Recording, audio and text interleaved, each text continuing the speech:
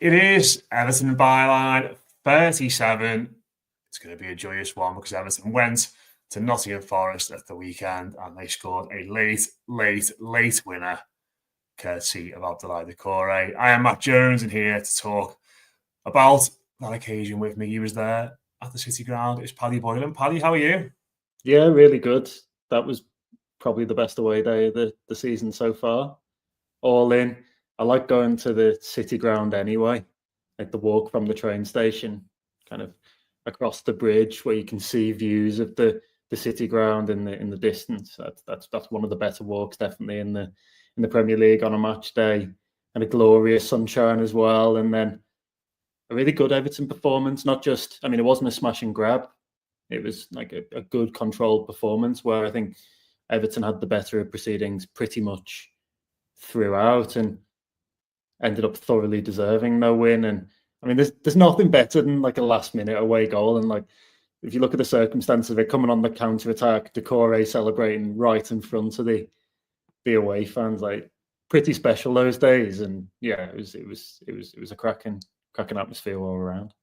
Yeah, it's one of those grounds, Forest, where it's a great away end for when your team score an equaliser or like a go-ahead goal in front of, because you just get that whole perspective of it. And one of the things I always loved about Goodison is the other fans don't get that, and you can't see it when you watch these games back. But obviously that's gonna change it at Bramley-Moore. But no, just I mean, if you go back and watch the replay of the goal, as I've done a lot over the last few days, like when Doucouré has that shot, one of the other things I love about it as well is that you can see the people who obviously sat directly behind it, who supposed to go up first, and then it's like the next wave of people, like a split second later, over towards the corner who haven't got the same perspective, who go up a little bit later, and just the little nuances that you pick up when you watch a goal so many times like that. Just a marvelous and granular and great.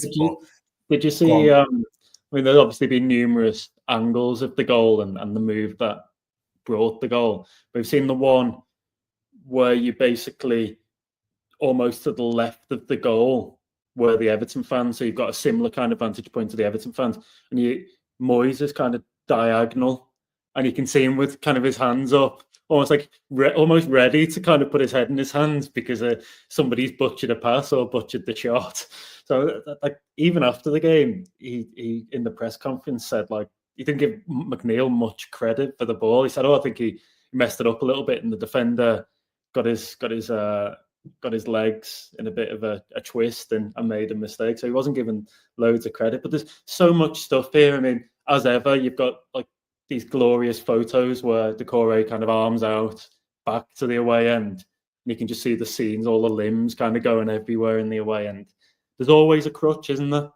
Like in one of these Everton things, there's some kind of with a crutch aloft and kind of one of those really joyous occasions. And then they stay afterwards, the Everton fans. I mean, the players celebrate with them at the end. Moyes is over there, kind of fist clenched, giving it the big one. And then the fans stay for probably, 5, 10, 15 minutes afterwards as they slowly start to filter out, going through the full repertoire of songs. And it wasn't even, I mean, like Spirits of the Blues, obviously the one that kind of gets the most regular airing, but they went through the full kind of songbook, the full playbook on Saturday. I had everything from kind of tributes to Kevin Campbell to All Together Now, which I thought was great, and Forever Everton, that kind of stuff. So I'm like, they are the best. They are the best days. Like when you're away from home at a tough place. I mean, Nottingham Forest third in the table heading into that one, still third in the table after Saturday's result. Getting that kind of result on that kind of day in those kind of circumstances, there's nothing better, really. Oh, no, it was marvellous. It was marvellous. And we will talk about it in a little bit more detail throughout the course of the show and a few other things as well. But just a reminder, if you want to get in touch with us about anything we speak about today or anything else in general, it's evertonbyline@gmail.com if you want to email us. You watch us on YouTube, do hit like, do hit subscribe, and do leave us a comment if you listen to us. Do leave us a rate and do leave us a review. And as ever, just a reminder, we are sponsored by the Bridewell, one of the best places to go and have a drink in town if you're in the city centre over the next few days, especially with the sun sort of being out still, not quite, but yeah, we are edging towards springtime. And one other reminder as well, less than 2 weeks till I do the London Marathon for Alder Hay. Children's charity here in the city centre. If you want to sponsor me for that, the link is in the description below. So, yes, Paddy, let's start. I mean, there is only one place to start, and that is at the very end. We've sort of had a little chat about it there, the goal. But, I mean, from your perspective, because I was on desk at the weekend, and obviously Joe Thomas and Chris Beasley were there for us, and Joe always does his verdict. And I think I texted him about an hour gone, sort of saying it'd be nice if something happened here, because it was one of them. What on earth are we going to write about? Everton have drawn again. Everton have played all right again. It felt very sort of similar talking points. We'd have to really work hard to manufacture an angle, and lo and behold, Abdoulaye Doucoure goes and does that. And I mean, once he does that, it kind of rips up all your plans about what's being written about. Especially when he does a celebration like that is so pointed and so obvious as well. It sort of throws another line out there. But I mean, from your point of view, I mean, just your tweet about the goal being scored was the first time I knew we'd scored. It's the first time I saw on X, because I was watching it on a stream. So at what point did you start typing that out? Was like as soon as McNeil got the ball, were you like, I need to get this goal tweet ready as soon as the ball dropped to Doucouré, or did you just hang fire a little bit? Given I think it's probably I think Abdoulaye himself would say he had the best game up until that point. To be fair, yeah, I mean he hadn't. He'd done the usual sort of Doucouré performance where it's full of energy and endeavour, loads of hard work, all the stuff that endears him to managers and means that he's the one that successive Everton managers have picked in that role behind the striker. But then the flip side of it being isn't quite as fluid on the ball, sometimes makes the wrong decision or sometimes gets the execution wrong. But that was a really calm, kind of unerring finish. He seemed to use the keeper's body weight against him to kind of turn it inside towards the near post. A great finish, a cracking finish. With Everton and certainly the way that they'd attacked in the rest of the game, I play it very, very safe and wait for the ball to hit the net before tweeting absolutely anything, because you'd very quickly end up with egg on your face with Everton otherwise. It was a rare moment of quality in a game, a rare moment of attacking quality in a game that had lacked it. But I do feel as though Everton merited the win. I do think they were the ones pushing. I mean, if you look at those kind of pressure/momentum graphics that places like Opta do and StatsBomb, and you look at the XG chart, for the final 30 minutes, it's only really Everton sustaining waves of pressure and creating chances. And there'd been a kind of couple of nearly moments. There's a run from Alcaraz where he should pass to Beto on his left, but plays Doucouré on the right. Then Doucouré's passes behind Harrison, which means he has to retrieve it in the box, swivel, and then he digs a shot out but puts it over the bar. And Dye heads, obviously, he's stretching from a Harrison cross in the first half and puts one straight at Matsell. So all these moments where you're thinking, this is there for Everton, but they're not going to come up with the requisite quality to do anything about it. And as I say, it was a rare moment of clarity. I'd like to give credit to Moyes on the bench as well, because I think the subs, when they happened around the hour mark, actually really provided fresh impetus. Alcaraz started picking the ball up from deep and running with it, even though he probably didn't always make the right decision. I think Broja played well in his 60-odd minutes on the pitch, but Beto then provided something different, and his hold-up play was decent. And then you had McNeil, obviously, right at the end, comes on pretty late on and makes a telling contribution with the pass. I mean, Moyes didn't give him the benefit of the doubt. I would, because I think he's got it in his locker on his left foot to thread that through to Doucouré, to see it and to execute it. But makes a huge difference having those extra options, and a huge difference having somebody of McNeil's quality on the pitch, because like for all the toil, it didn't look for most of the game like they were going to get the job done, and they deserved to. They deserved to. I mean, like they dominated Forest at around 60% of the ball, dominated Forest, created the better chances, and right at the very end they were rewarded. Yeah, I don't think McNeil meant that You know, bad to go. Moyes didn't. No, and I think he sort of giggled, didn't he, at the question in the press conference when he was asked about McNeil, and I think the reason, like, you can see him putting his hands up on his head in that still frame that's kind of been doing the rounds, because it's just kind of gone through the two Forest defenders, hasn't it, directly to Doucouré. And Moyes is probably thinking, oh no, we've messed this up, and then it's like, obviously it ends up at Doucouré. But I think you're right as well about the last stages. So just before we started, actually, Mick Greenall tweeted that Forest didn't have a shot in the last half an hour of the game up until after we scored the winning goal, which was obviously a very speculative one, right at the end. So control performance, absolutely. But I just, like I said, I've watched this goal back a few times, and just like a bit of a mea culpa when me and Les did the instant reaction on Saturday night. We sort of said that Doucouré had maybe scuffed that shot a little bit, and I've not watched it again. But I haven't watched it again since. Like I said, it's a really good finish, and it just further emphasises to me the fact that when, like, as a player, like we've spoken about him so much, and he's like, maybe we just sort of give up trying to explain what he is or who he is as a footballer now. He's just a moments man, effectively. But one of the complications about him as well is that when he doesn't have time to take a touch and to think, he looks like the coolest, calmest, like technically gifted. I think some of the finishes he's had for Everton, like that one against Bournemouth, the technique on that volley, the technique of Brighton away, his goal against Southampton in the first game, coming Brentford away last season. Yeah, I mean, technically, like when it's just like when the ball comes into him, it's like quick. He's got to take a touch and shoot, or he's got to shoot first time. Like he looks technically really good.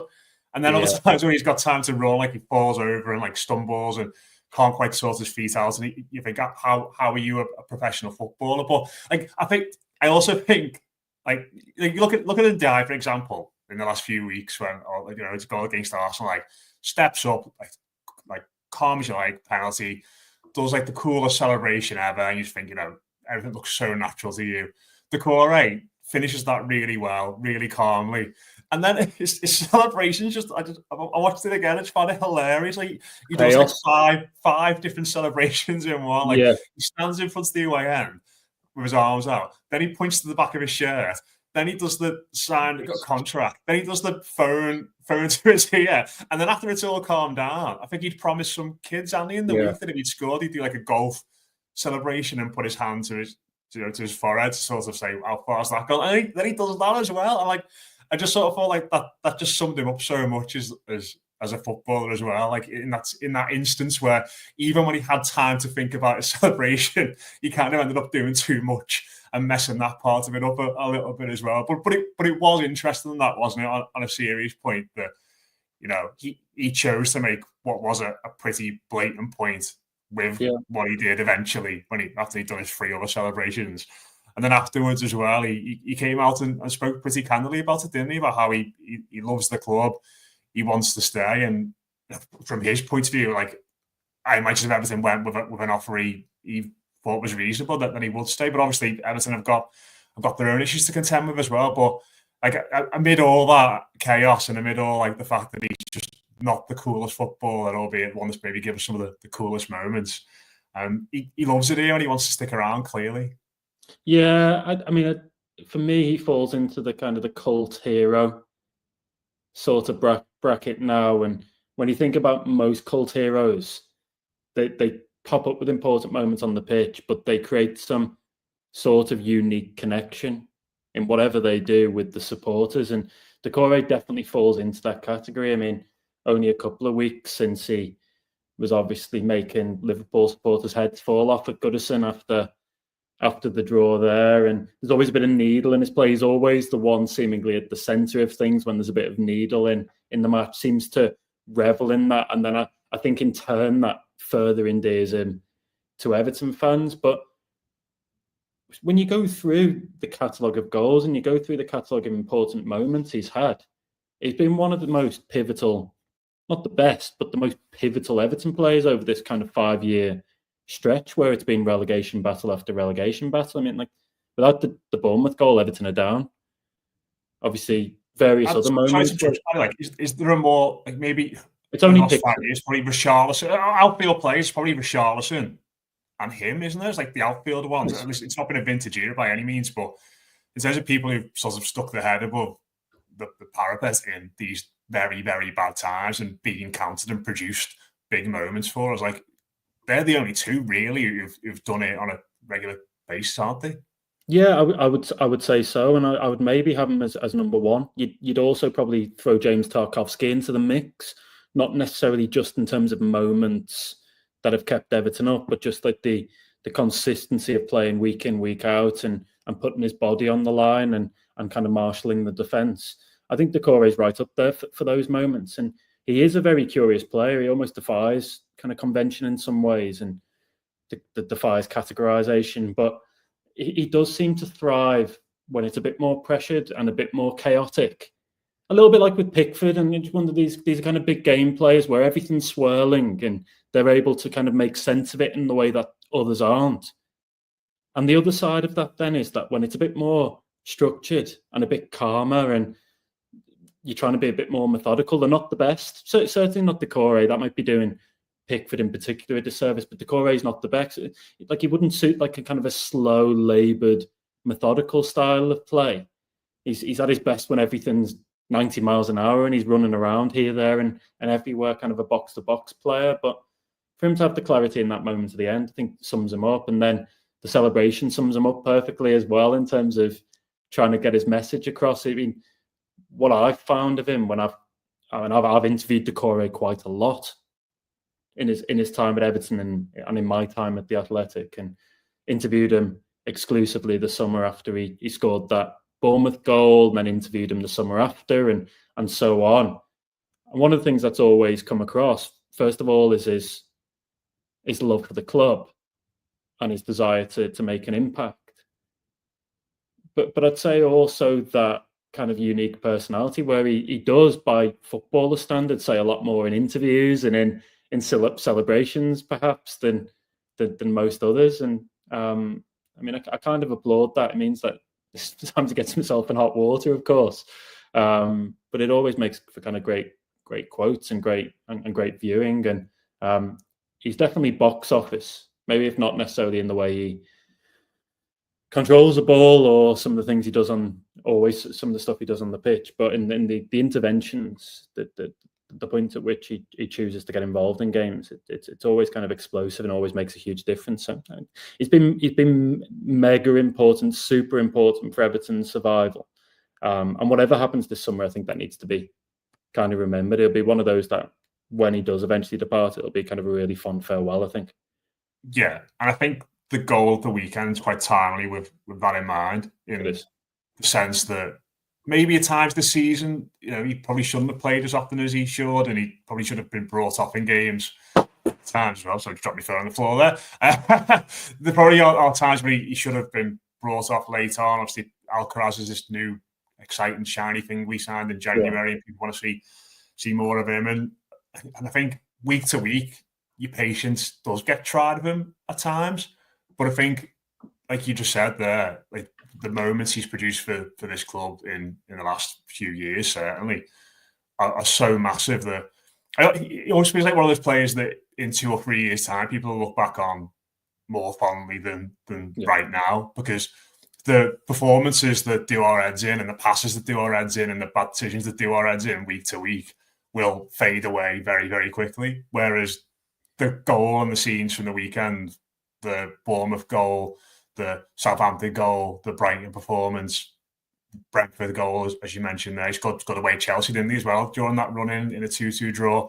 Like they will stand the test of time, ultimately, and it's not a vintage era. They're not going to be seasons we look back at with any great fondness at all, but when we do, those are the moments that will come to mind. It's not going to be the little 5, 6 out of 10 performances where he didn't really do anything in games that you forget about very, very quickly. So nice that he's got that. I suppose whatever happens now, like that kind of sets his potential end of Everton career up for a nice finish. And like I think it's one of them, isn't it? I think most people I don't want to put words in people's mouths here, but I think a lot of people will be quite happy for him to stick around on reduced terms, certainly. But we'll have to wait and see what comes of that. I probably would. I probably would. I think this is fluid, and nuanced. So I don't think there's like a definitive, this should definitely happen approach with Doucouré. I think a lot depends on what he wants versus what other clubs are prepared to offer in the summer.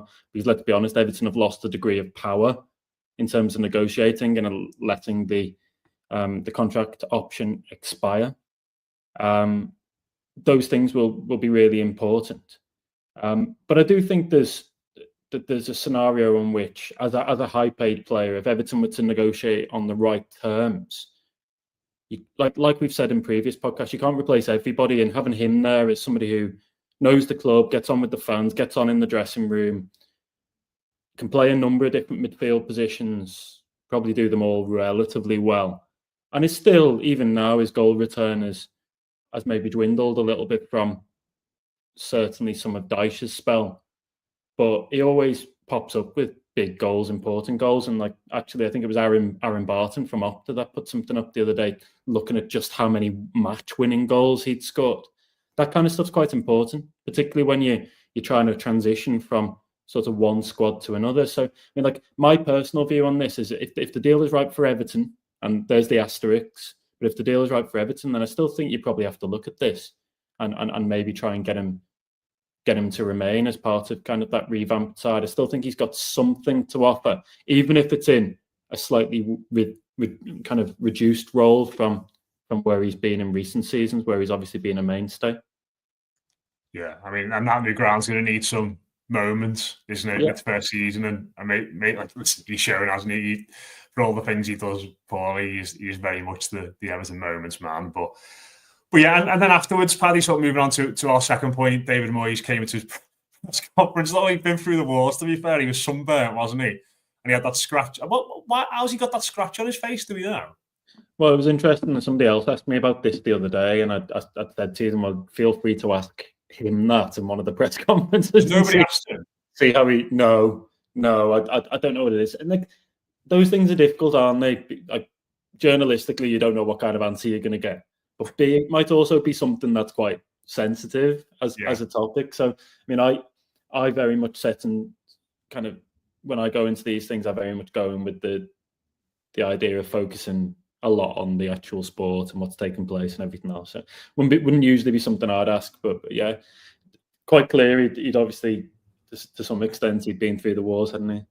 Yeah, I mean, to be fair to him, I caught the sun on Sunday as well, sitting out having a few drinks in the afternoon. So I felt for him there, certainly with his probably paler complexion than us as well. But onto what he said afterwards, obviously his press conference was interesting, you mentioned there. But what I wanted to pick out was what he said to Everton TV, Paddy, and he said after the game, he said, let's be fair, if you gave me next season what Nottingham Forest are doing, that would be exactly what I'd want to try and do, trying to get Everton challenge at the top, get into semi-finals and cup finals. Our form and the way we're going about it, we're in that area. It's how we can take it on to next season, how we get the crowd behind us. The crowd today were unbelievable. They really were. And it's probably a continuation on a theme. Maybe those comments are a bit of an escalation from him, actually, in the sense that I think when you think of Moyes at Everton in his first spell, it was a lot more playing it down. Knife to a gunfight is the phrase that people sort of go back to, isn't it? I think when we played Manchester City that time. And he was always, even though we had a much better side, then he was always trying to calm things down.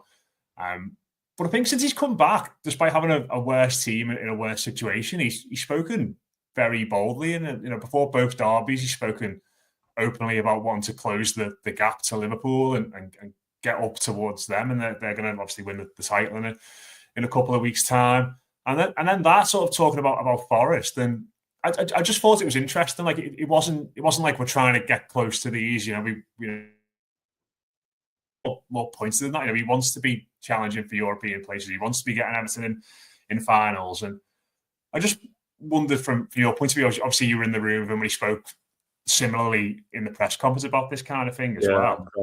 Where do you think that's coming from? Is it just what he's seeing from the team and the form, or do you feel like he's maybe been given some reassurances about the summer that he's potentially going to get a few players in that he wants and things could look a lot healthier?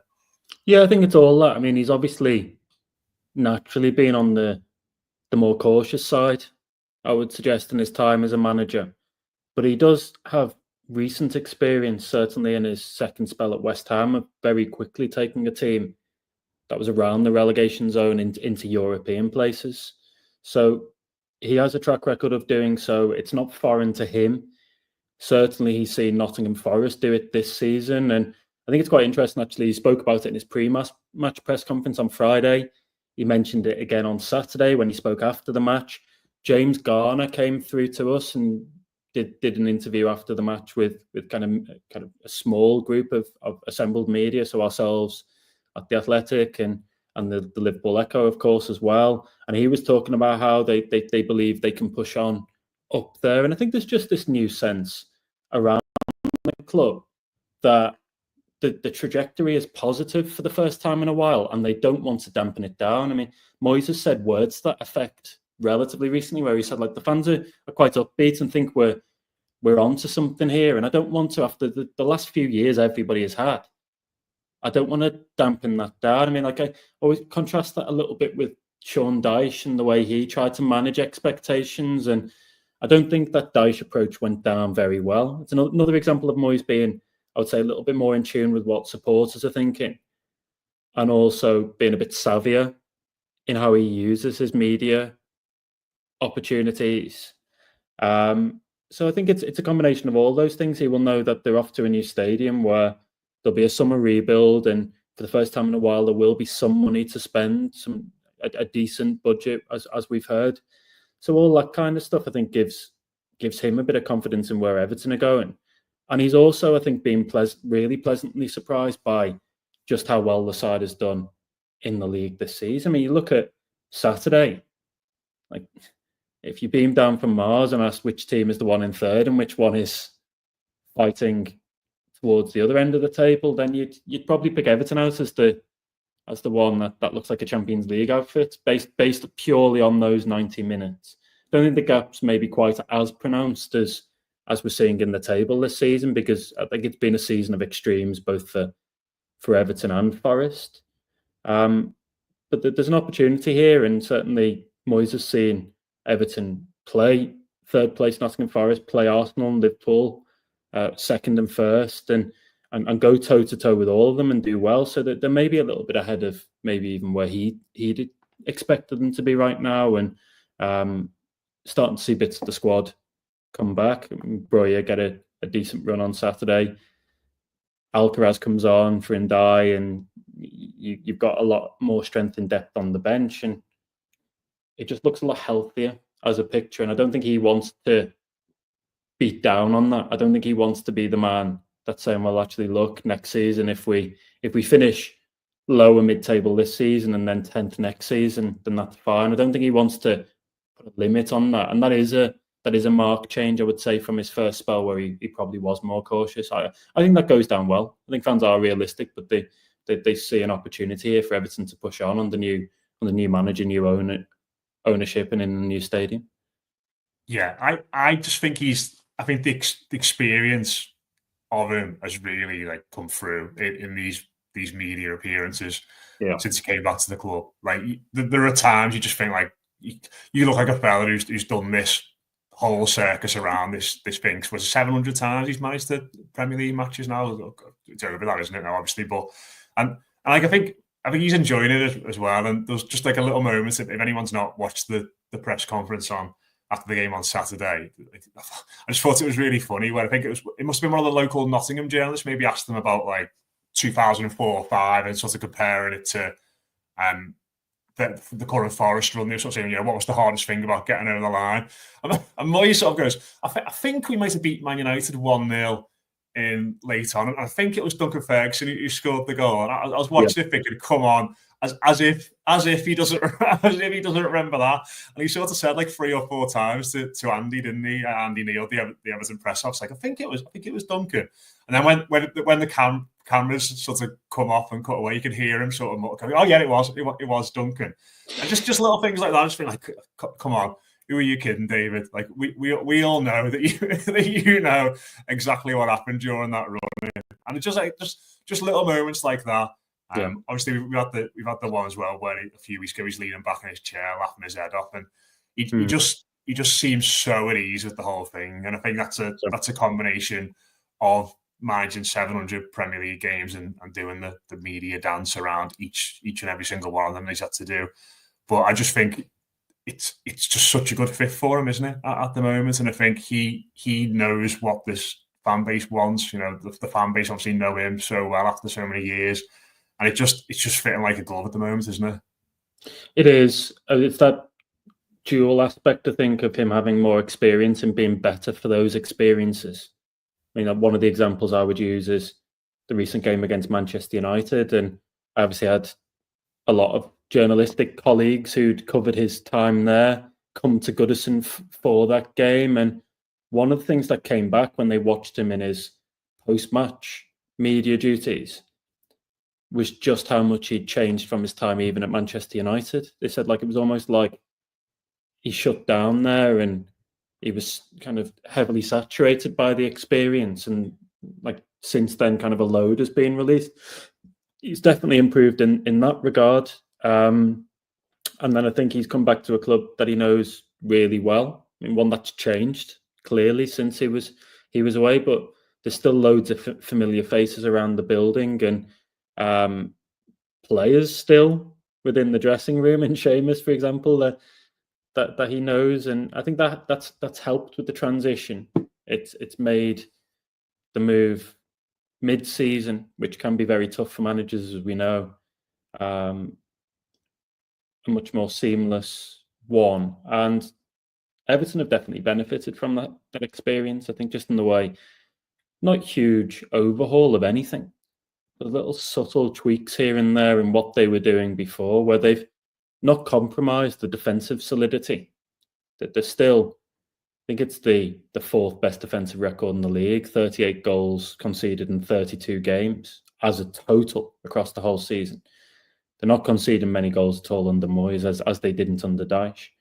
But those little areas around the fringes where they are looking more dangerous now and are starting to score more goals and everything else. And clear there's a cap on what can be done with this particular squad. But going back to the opportunity here, like how often does an established Premier League side get this chance to overhaul and effectively make these sweeping changes? It's not an easy task, but it's one. I think that somebody like him, he's always seen himself as somebody who builds a club up bit by bit over time, I think will relish. I mean, he's already talking not only about recruitment, of course, and new contracts, which he'll play a big role in, I'm sure, but even in kind of what he wants to see from the academy and everything else moving forward. He seems to want to use the benefits of his experience, whether this is right or wrong as a system, use the benefit of his experience to go broad brush right the way across the club and try and help push it on. Like I think I've said before, but to me, he almost sees himself as like, it looks to me as though he sees himself as an incumbent, a custodian, somebody who is here for a defined period of time and looks to almost heal and fix things that have been broken. And as starts go, it's great. I mean, 21 points in 13 games. That's European form extrapolated over the course of a whole season. I think it's the fifth best record in the league since he joined. So these are all really positive signs, and I think that gives him a bit of extra security and confidence is what he's doing, and that manifests in everything. That manifests in the way he deals with us, the way he deals with his other interviews, the way he speaks to the players, deals with the fans, the way the players deal with everything. And it's just a much happier camp as a result, more or less across the board. Yeah, and like just on the pitch, and just the final points on this from me, like just again, go and watch that goal back. And like I know a lot of people say that Idrissa Gueye was going out and pressing the ball, and like that's different. Like I don't necessarily agree with that. Like I think he would always go out in that situation, but it's Doucouré and McNeil, I think, where you see that extra bit of impetus. And if you watch Doucouré when McNeil's battling for that ball with Murillo, the Forest player takes a couple of steps forward, and Doucouré takes a couple of steps forward towards Everton's goal, and Doucouré gambles and takes a couple of steps forward towards the Forest goal, and that then creates the space from which, when McNeil ultimately wins the ball back, I can play that pass through. And I think they're just such, like, it is literally a couple of steps here, a couple of steps there. Yeah. But, you know, the mindset that could potentially change. Because I imagine when you're going there protecting a point, you're trying to defend, you are going back with that runner. And maybe if Murd won that ball back and he's played it out to the lad at Doucouré, let's run behind him, and he bangs one for 30 yards, we're having a go at Doucouré for not tracking the run. But it's a positive decision in that situation, isn't it, when the game is on a knife edge? And I think those sort of little differences have obviously come in and made a massive difference. We'll finish. Sorry, did you want to make another point there, mate? Or no, sound right. We'll finish off with our third topic. And last week, Paddy, you made the trip to Derby, as you know, one of the vistas of the Midlands. Is it in the Midlands? Would you say? Probably is Midlands. It is East Midlands. So I did an East Midlands double header last week. I mean, the joys of that. I actually really enjoyed both trips. I mean, we've spoken about the Forest one, but Derby, I'm sure most people know, is kind of a historic English club, decent sized stadium, passionate fan base, and probably like a pretty perfect environment, I think, for somebody like Harrison Armstrong. So yeah, two good trips, but yeah, definitely East Midlands, Matt. 2 East Midlands trips within 4 or 5 days. Well, how did he get on then? Because it was the game against Burnley, wasn't it? Which they drew 0-0. Obviously, Burnley are looking they're going to come up this season. Derby still not quite able to pull clear of relegation trouble yet. But I was looking at Harrison Armstrong's appearances over the past few weeks, and when he first came into Derby, he was a bit part player. Played 14 minutes against Oxford off the bench, 5 against QPR. And since he started against Middlesbrough on the 1st of March, he's played 76 minutes, then he's played 87 minutes the game after, and then in the last 6 games, he's played the full 90 minutes in every single one. And for an 18-year-old in the midst of a relegation battle, to be doing that, just to be staying on the pitch for that long, because I imagine for managers, that's the easy sub, isn't it? Bring the young lad off at the end of the game when you're trying to change things around. But he looks like he's properly established himself in the middle of that Derby team now, playing very much as a central midfielder. But how did you view his performance last week up against what is effectively soon to be Premier League opposition in Burnley? Yeah, I'd wanted to go and see him for a while, to be honest, and in the flesh, because I think that tells you a lot more than when you're watching on the TV, obviously. And it just didn't quite work out with Everton's schedule and derbies. But this was a really good opportunity against a Burnley side that I think will come up now automatically to the Premier League, to kind of assess where he's at. We'd obviously heard loads of great reports about him, seen some brilliant highlights clips when you look at the goal he scored, his first senior goal for Derby against Plymouth a few weeks ago, and he's taken to Championship level with ease, which is some going, really, when you consider he's not long turned 18. David Moyes was there with Billy McKinley to watch that game on Tuesday night, and they'll have seen a really composed performance where he probably does all sides of the game. And I think this is what's exciting about Armstrong, is that he's mobile, athletic, already over 6 foot. I know there's a sense at Everton that he's already kind of physically almost there by Premier League standards, and that's never going to be a problem for him moving forwards as he continues to develop. But he's kind of very, very, very combative and very aggressive in some of his play in terms of trying to win the ball back. But he also has moments of clarity where he'll show a nice touch, or he'll do something nice in terms of a turn or whatever else in midfield. I think all of that came through, particularly in the first half against Burnley, when Derby really went at them and gave them a bit of a bloodied nose. Probably should have been ahead. And there's excitement about what he's done, because of how rare it is for somebody of his age to be in that environment, doing what he's doing week in, week out. I asked John Eustace about him, the Derby manager, after the game, and he said he's got a huge future ahead of him. But right now, we're just very lucky to have him here and going to help him in whatever way we can. And one of the things he pointed out was that it almost feels like he's a bit of a leader on the pitch, and that he's kind of getting involved in build-up play, but he's also kind of cajoling teammates, and like that maturity is something that they picked up on even at 18. So I mean, like, these are really positive reports, I think. really positive reports about him, and I'm quite excited about where he goes. I'm gonna have to, of course, be careful because there's some distance between the Championship and the Premier League, and it's difficult to adapt. It's difficult to cement yourself as a Premier League regular with any club, never mind one with Everton's ambitions. And it's quite clear Everton are going to have to get the next step right, because if they sign 2 midfielders, one's a number 10 in the summer, then you kind of wonder, for example, where Armstrong is going to fit in. There needs to be a pathway at some point, and even if that pathway is right, 12 months on loan at PSV Eindhoven or the equivalent, and then you come back and you're a kind of a first team regular at Everton at the new stadium. Whatever that is, I think it's really important they get it right, because he's doing so well, doing really well. Yeah, very encouraging. Great to see these loans to the Championship working out well for us. We'll finish off, Paddy, with our numbers section. And someone told me on Blue Sky that whenever I bring this section up, that your face sort of contorts, that you don't enjoy it. I always thought that you like this section of the show. I don't know who said that, but that's a very unfair categorization of what's actually happening. Maybe. I think what tends to happen is there's some form of panic when I try to actually remember and work out who the Everton players in question are that we're about to discuss.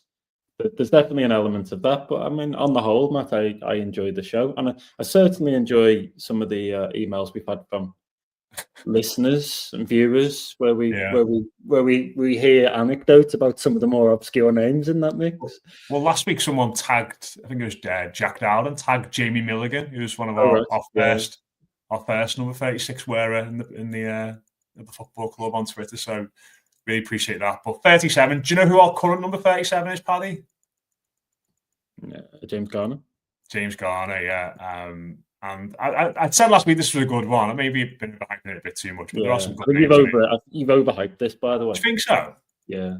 Okay, right. Yeah. So before him, it was Lewis Gibson, Harry Charsley. Then it starts to get good. So Jose Baxter, obviously, at one point was the next big thing. Yeah. I always remember his free kick hitting the bar at Preston away in pre-season, thinking he was going to be the business for us. Jack Rodwell, 2007, 2008, another potential wonder kid that didn't quite hit the heights. But we did Rodwell, of course, with the too much Birkdale, not enough Kirkdale reference a few weeks ago. Was he 26 as well? 26 is one. And then he got given number 8, didn't he, in the season before he had to leave. Sold by City. So he never actually wore it. Remember the Good Times podcast, lads brought that up. I totally forgot about what happened. And then after that is Lukas Jukovic, who had it for a season, 2007, 2008. Manny Fernandez, who was probably the iconic number 37 in Everton history. I think we've talked about him before. I think he wore 23, didn't he, on his second loan spell? Yeah, we've spoken about Fernandez, and we've definitely spoken about Rodwell. It's up to you. Do you want the last two quickly? Go on, do them. Ian Turner dropped the ball famously in that game Fernandez scored in, didn't he? Yeah, the 4-2. Yeah, and the last one is Adam Farley, who got no anecdotes about him. The biggest travesty of that 4-2 game was that Everton allowed Chris Eagles to score, and with if you look at his haircut as well on the day, just who else scored for United? It was Rooney. O'Shea, was it? I think O'Shea might have scored when I'm going to say O'Shea was the one that scored from the Turner mistake. Did Neville score an own goal? That was it, yeah. And Stubbs scored for us, didn't he? Free kick. Sort of just blasted it in. It was very good game. One Everton shouldn't have really let slip. And that Manuel Fernandez goal is iconic. In the way he struck the ball and the turn and all that kind of stuff. Like, such a classy player during those loan spells for Everton. Is there anyone else you wanted to touch on? No, just Baxter. Like, he looked like he was going to be so good, didn't he, when he was coming through the academy? Like, he had that sort of swagger about him. Like, I remember you see loads of clips of his free kicks, and then he started a couple of games, didn't he, at the start of, I wouldn't know what season it was, probably probably 2007, 8. I remember he played at West Brom away when we had that fluorescent kit on. Doucouré scored. But it just never worked for him, did it really? No, and immensely talented. Certainly when he was coming through, all the talk was of him breaking some of Wayne Rooney's age group records in the Everton academy. But I think just another reminder, that progress is not always linear. Some people develop much earlier, some people are late bloomers and so on.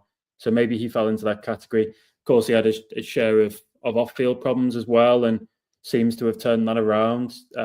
Currently out, he's Everton under-16s assistant coach, and currently out in the Middle East with the under-16s as they take part in a youth tournament against various opposition. So he's part of that group now. He's back as an academy coach. I think he's done his UEFA badges and is kind of looking to help the next generation. So I mean, kind of one of those positive tales in the end. But I do wonder how much he would have been able to achieve if he'd had the right sort of guidance and had stayed on the right path at Everton. Because I mean, it was quite clear there was an awful lot of ability there for him to be in the first team picture so soon in his career.